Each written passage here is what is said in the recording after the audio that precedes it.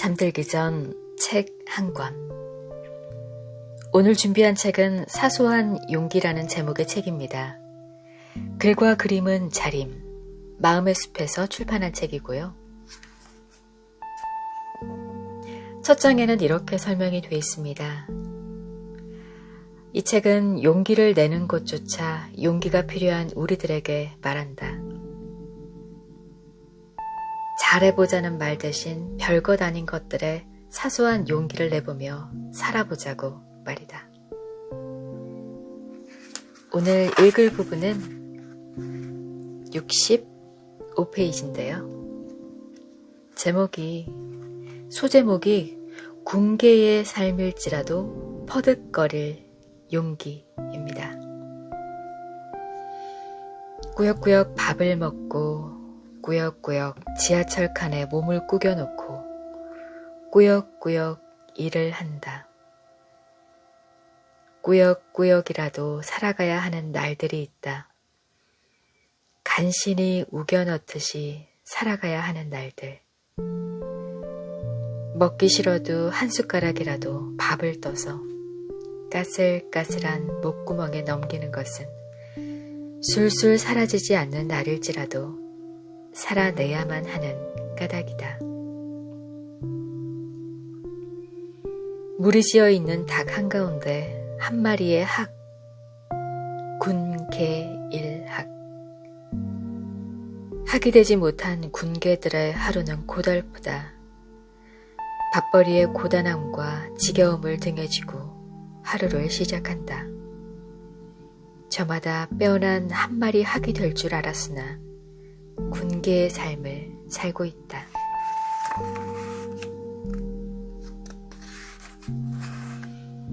짐짝처럼 구겨진 출퇴근길 전철 안에 함께 탑승한 군개들의 눈동자에는 피곤함 서려 있다. 군개들의 어깨 위에 내려앉은 고단함을 바라본다. 빼어난 학의 삶이 아니어서 오늘도 모멸감을 삼키는 시간을 살아나야 했는지 모른다. 그럼에도 크크 웃어가며 친구랑 통화하는 청년의 목소리는 경쾌하고 엄마 집에 가고 있어. 딸, 맛있는 거 뭐 사갈까? 전화하는 아주머니의 목소리는 포근하다. 어릴 때 살았던 집은 재래시장 한가운데 있었다. 옥상에서 내려다보면 가득 깔린 좌판에 사람들의 까만 머리통이 가득한 골목길이 보였다. 골목의 아저씨, 아줌마들은 새벽부터 밤늦게까지 물건을 손질하고 정리하고 팔고 손님과 말씨름하고 서로 돕기도 다투기도 했다.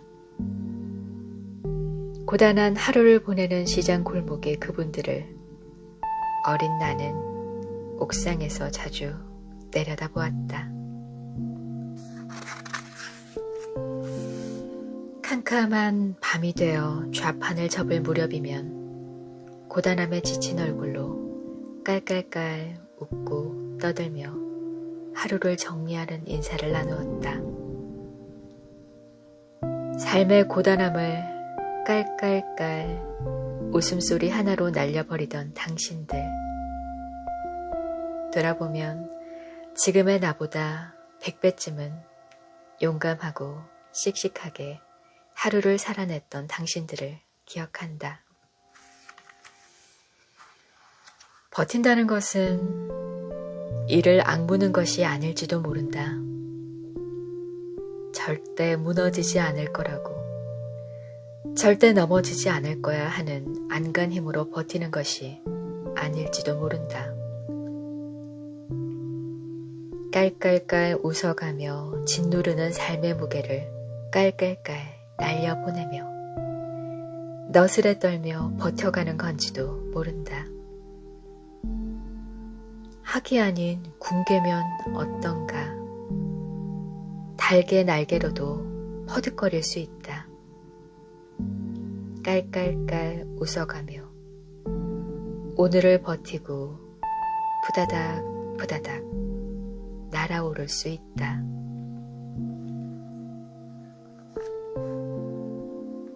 버틴다는 건 이를 악무는 것이 아닐지도 모른다.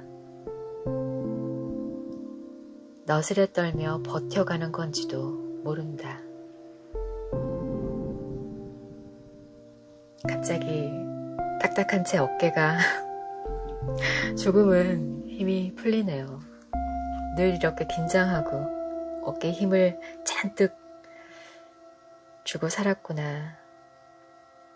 그래서 이 구절에서 조금 멈칫했습니다.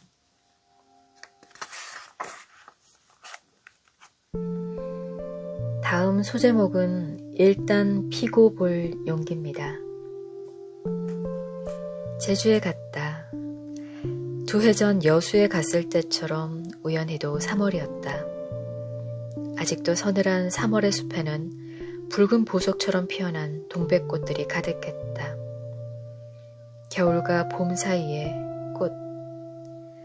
계절이 지나가는 시간에 붉은 함성을 지르며 터져나오는 꽃.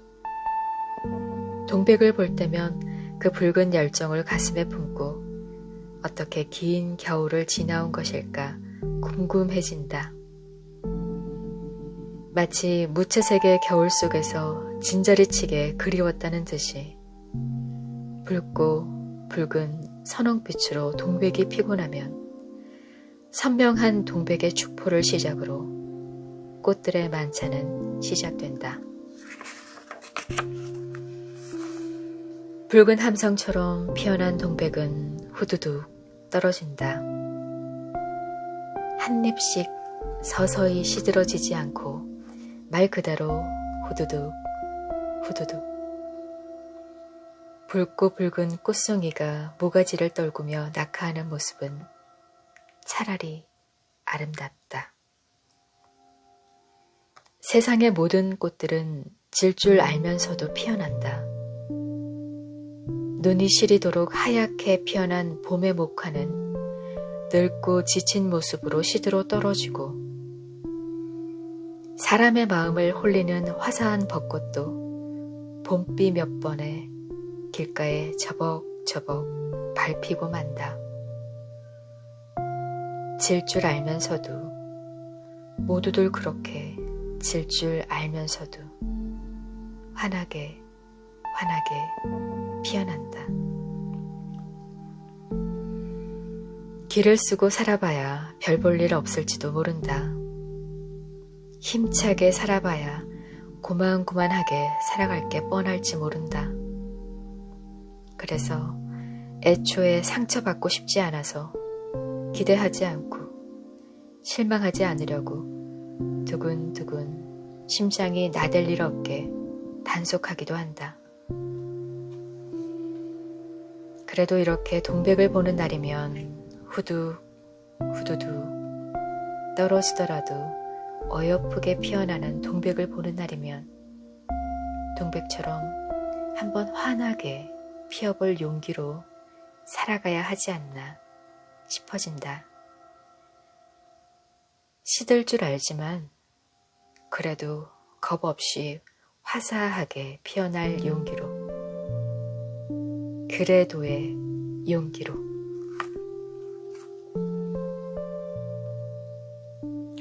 너무 멋진 말이네요. 세상의 모든 꽃들은 질 줄 알면서도 피어난다. 동백처럼 한번 환하게 피어볼 용기로 살아가야 하지 않나 싶어진다.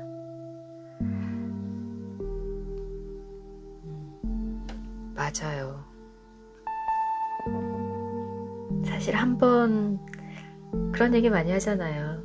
젊을 때 화사한 꽃처럼 피어나서 뭔가 시들어가는 느낌?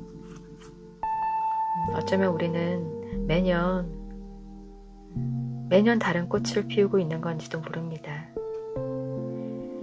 한 해가 저물어 갈 때면 늘 좀 마음이 서늘하고 그런데 내년은 다시 꽃이 필 거야 라는 기대감이 있다면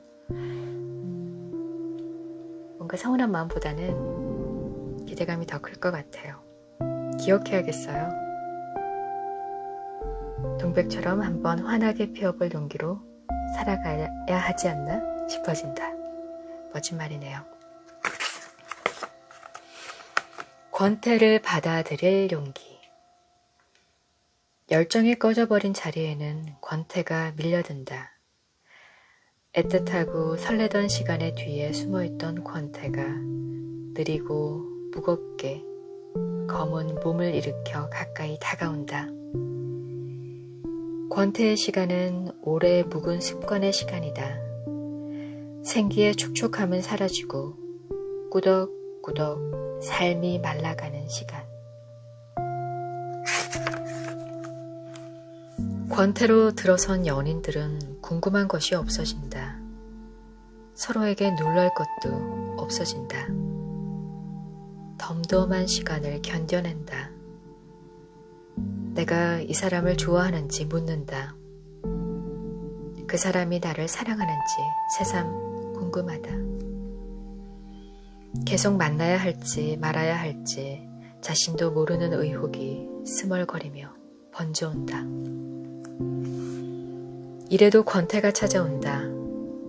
바짝 긴장해서 첫 출근하던 시간, 조금씩 익숙해지며 제비를 붙여가던 시간, 그리고 꽤 익숙해져서 긴장감도 서서히 떨어지며 일도 관계도 무뎌지고 답답해지는 권태의 시간. 시간 속에 권태가 없을 수가 있을까? 권태의 시간이 왔다 해서 사랑이 모두 꺼져버린 것은 아니다.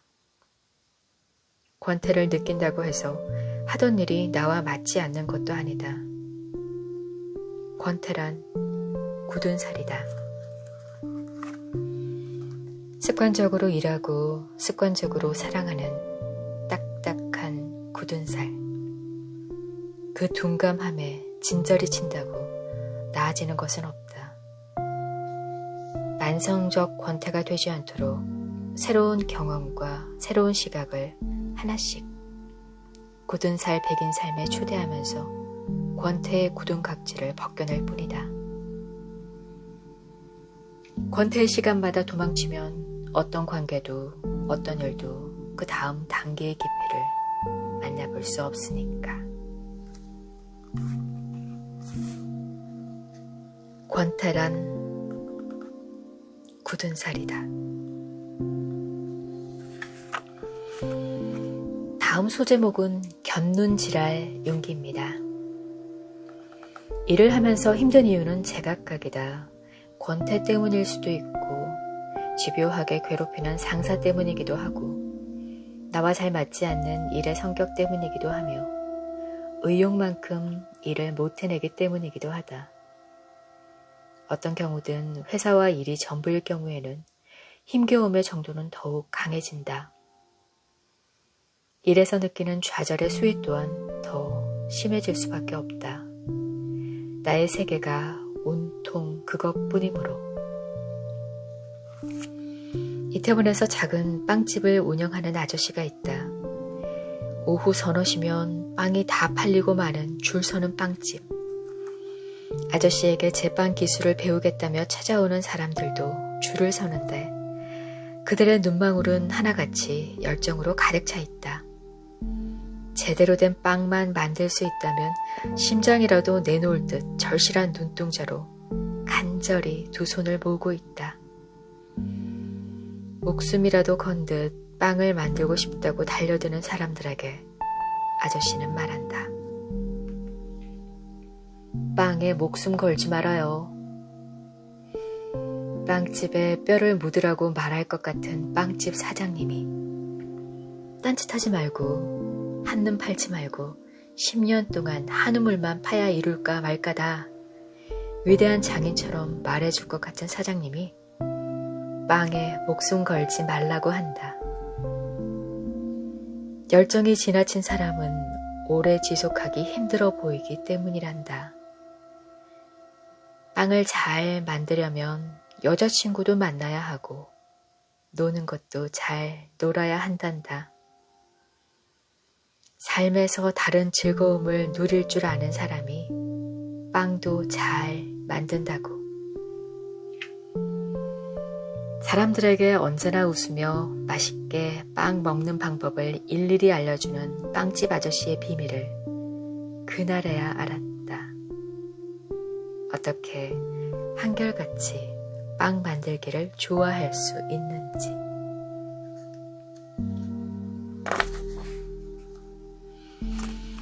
퇴근 후에 뭐 하세요? 라는 기획방송 프로그램에서 무에타이를 배우는 간호사를 본 적이 있다.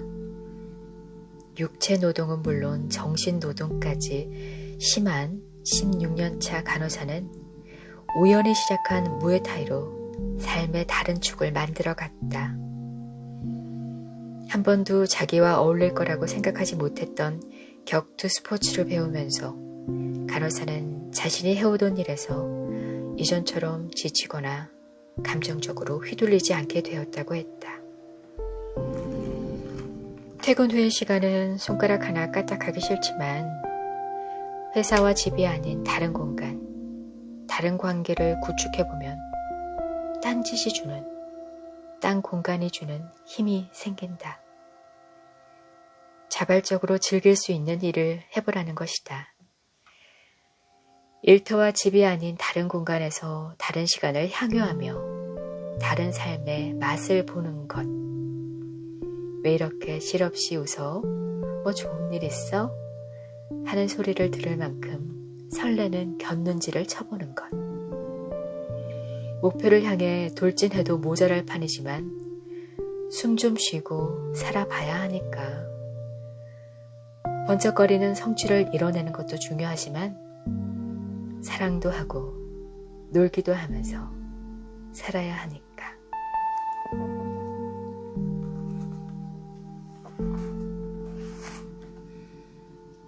다음 읽을 소제목은 충분히 흔들릴 용기입니다. 매일 걷는다. 날마다 동네 숲을 걸어보고 있다. 걸으면 훌훌 날아간다. 그것이 무엇이었든 훌훌. 머릿속에서 지지고 볶는 생각이었든 마음을 콕콕 찌르는 바늘처럼 날카로운 것이었든 걷기 시작하는 순간 눈앞에 나뭇잎이 흔들리고 푸른 냄새와 숲의 소리가 가득해지면 무겁고 어두웠던 마음이 산들거리기 시작한다. 산책은 하루에도 몇 번씩 롤러코스터를 타는 감정의 상한선과 하한선을 잡아준다.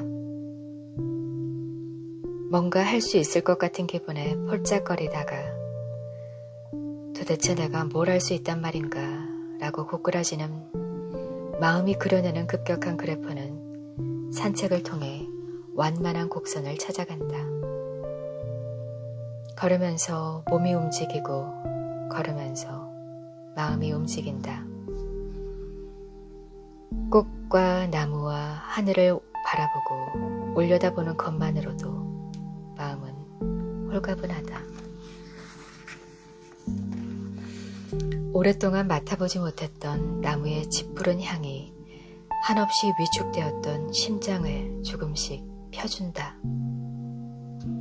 박태기나무, 꽝꽝나무, 배롱나무, 감태나무, 참개암나무, 덜꿩나무, 서어나무, 개서어나무. 이토록 이름도 거시기한 나무들과 낯선 인사를 나누면서 매일매일 걸어본다. 천천히 걷고 천천히 맛본다. 햇볕, 바람, 나무, 꽃, 구름. 불안하고 날카롭던 신경은 편안해지고 호흡이 평온해진다. 호흡이 평온하다는 건 몸과 마음이 안녕하다는 신호다. 하루에도 몇 번씩 나를 흔드는 일들이 생긴다. 누군가의 말 한마디에 상처받고 흔들리고 때로는 잘 되지 않는 일에 기가 꺾인다. 버티기 힘들 정도로 흔들어대는 순간도 있다. 마음이 흔들릴 때면 불안하고 초조하고 두렵다. 그래도 흔들릴 때는 흔들리고 휘청거릴 때는 휘청거리고 납작 엎드려 울어야 할 때는 엎드려 울기도 한다. 나무들을 보니 풀들을 보니 다 그렇게들 살고 있다. 그렇게들 흔들리고 다시 의연히 푸릇푸릇 피어나고 있다. 흔들릴 땐 흔들린다. 나무나 풀처럼. 오늘 읽어본 책은 사소한 용기라는 제목의 책이었습니다. 좀 조용히 쉬고 싶고 나만의 공간이 있었으면 좋겠다라는 생각에 이렇게 책잠이라는 이름으로 유튜브를 시작했는데요. 사실은 이 사소한 용기라는 책을 고른 이유가 저에게 필요한 게 용기이기 때문이에요. 유튜브라는 굉장히 광활한 공간에 정말 이 꽃처럼 작은 나만의 행성을 만든 느낌입니다. 그래서 아직은 좀 외롭기도 또 두렵기도 해요. 앞으로 저에게 이 공간이 소중한 휴식의 공간이 될 것 같은데요.